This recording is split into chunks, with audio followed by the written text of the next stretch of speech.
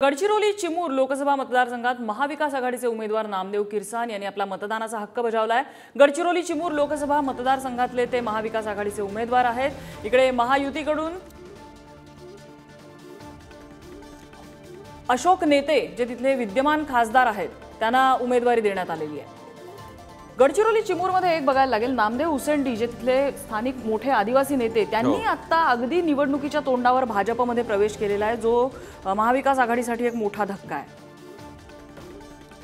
अशोक नेते यांचं तिकीट कापलं जाणार अशीही चर्चा होती, मात्र आश्चर्यकारकरित्या भाजपची जी राज्यासाठीची पहिली यादी जाहीर झाली त्यामध्ये अशोक नेते यांचं नाव होतं।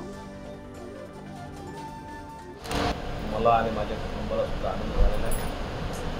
मी या निमित्तानं सर्व मतदारांना आवाहन करेन, मतदान करणं हे सर्व जनतेचं कर्तव्य आहे। सर्वांनी मतदान केलं पाहिजे।